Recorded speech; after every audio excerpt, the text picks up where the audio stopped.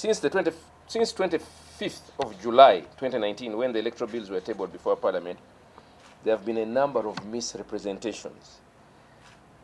I want to repeat, there have been a number of misrepresentations on the contents of the bill, arising from the failure to read or to access the bill, and or to comprehend the provisions of the bills. Either that or intentionally made to misinform the public by way of politicking and concocting provisions which do not form part of the bills. Concocting provisions which do not form part of the bills, which were presented before Parliament by the government. We have taken the liberty to come with the bills. All the members of Parliament have the bills. Some of you, the more diligent ones, have the bills, I'm told. But we have brought some copies. Now, there are provisions, these provisions which have been going around as being said to be ridiculous. Among them, 1, early voting by soldiers and other security personnel. I've been hearing about this one. 2, prohibition on use of cameras or cell phones at polling stations. 3, prohibition of independent members from forming an alliance with registered political parties or organizations. The ones you people are saying we are targeting an individual. 4, restricting the declaration of election results to the presence of only 5 voters. Those are the main ones that there has been a lot of criticism in the media, both regular media and social. Now, surprisingly, from the bills which we tabled before Parliament, there is no single provision in the bills. I repeat, no single provision in the bills that has a direct or indirect expression as to early voting by soldiers and other security personnel. No single provision. I don't know where that came from. Maybe it was discussed, but the bills that we presented, there was no single bill talking about this. Number 2, prohibition on use of cameras or cell phones at a polling station. This one I have heard. They are trying to cheat, to hide, to read. There is no single provision saying that you cannot have cell phones or cameras. 3, prohibition of independent members from forming an alliance with registered political parties or organizations. The one I heard, my son told me that, Daddy, they have told me you are targeting Bobi. This is what you people have been saying. The provision is not there. Or the provision that is there, I'm going to read it for you. And I want you to interpret it for us or for the public. It is not fair. It is not fair. If they are there, you are well within your rights to criticize them. If it is false, it is not fair. It is malicious. And has other motives. It's not fair. Criticize, yes, but make sure you criticize what is there. Another one, very interesting, was the one as to restricting the declaration of election results to the presence of 5 voters only. I'm sure you all remember this. That the government proposed was that the election results were only for 5 members, 5 voters. In fact, there is a member, I don't know, Rukutana, whether you watch television this morning. I don't normally, but my son again told me there was a program this morning. And the member said, the authenticity of an election is transparency. Now, why do you say only 5 voters only? But this proposal is nowhere. It does not appear anywhere. Why would you tell such a lie? It doesn't appear anywhere. What is provided for in the context of that 5 members, what is provided for in the bills, which has some reference to 5 voters, appears in clause 4C of the Parliamentary Elections Amendment Bill 2019, which we have here, amending section 38 on the polling and polling procedure. The proposal is only meant to clarify, please listen carefully, that verification that a ballot box is devoid of any contents before the commencement of the polling should be witnessed by at least a minimum of 5 voters registered to vote at a polling station. So what the clause is saying,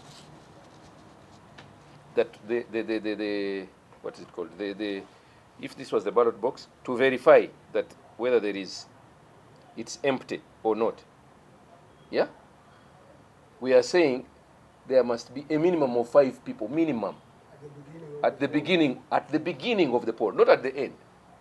So that they say the box was empty.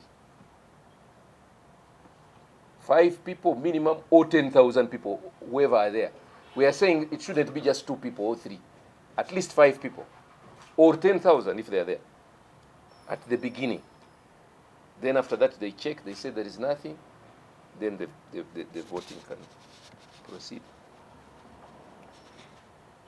These are some of the facts that we are saying have been just a misrepresentation or just deliberate untruth. The facts that have been misrepresented, the other facts, include, somebody said, again this morning I was seeing Professor somebody, Dr. Wakida, I think, he was saying that they didn't address the Supreme Court recommendations at all in the case of Honorable Mama Mbabazi and Yoweri Museveni. And that B, we didn't address independent members forming alliances with political parties or organizations. That's the one I was just telling you earlier. They're saying we didn't address. Now, on the question of the failure to address the Supreme Court recommendations in the case of Honorable Mama Mbabazi versus Yoweri Museveni and others, as earlier indicated above, all the recommendations of the Supreme Court, all of them were addressed. Just if somebody cared to read, they were all addressed in the bills specifically contained in Clause 1, 7, and 13 of the Presidential Elections Amendment Bill 2019, and also in Clause 2 of the Electoral Commission Amendment Bill 2019. And these are in addition to those recommendations that Parliament amended under the Constitution Amendment Act of 2018. So, and if you people remember, again the court summoned me. After the Supreme Court case, they summoned me to inquire as to whether we had done all this, and they found that we had. That is why they gave another deadline for, that's the one for the 25th, the one for the 25th, which I met last week. So that's about the Supreme Court. Now, on the second thing they said on the prohibition of independent members forming alliances with political parties or organizations. Clause 6 of the Parliamentary Elections Amendment Act 2019.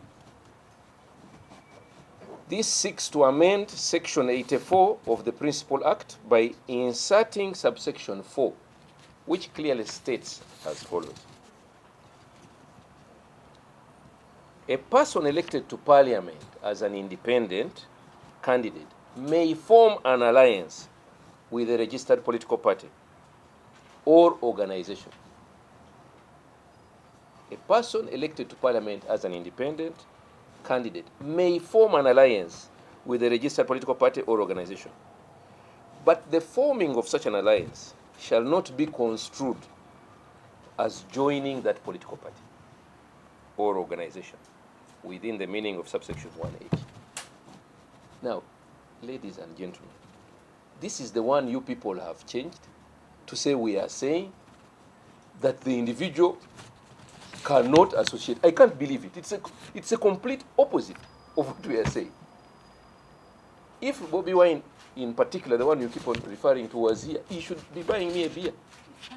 This is the very clause that is supporting him.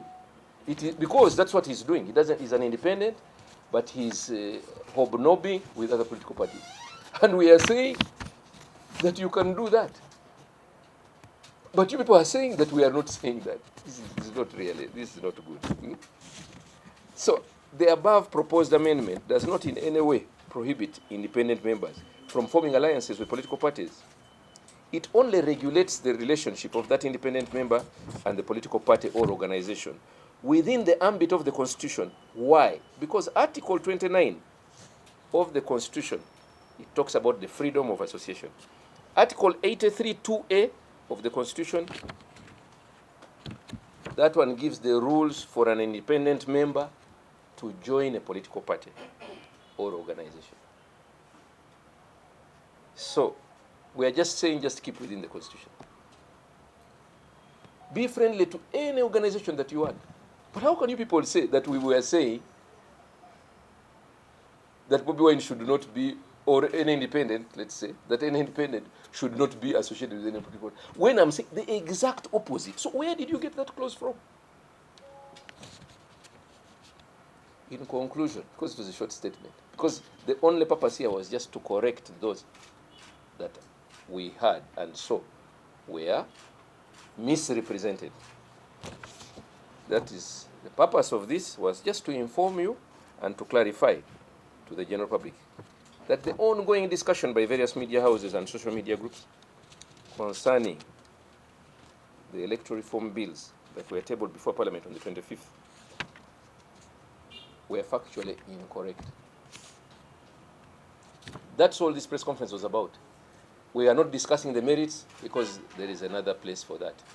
We are not discussing. I was just saying what is in the bill and what you people are saying is in the bill.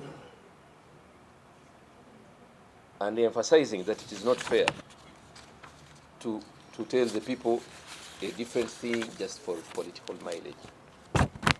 Those were my remarks.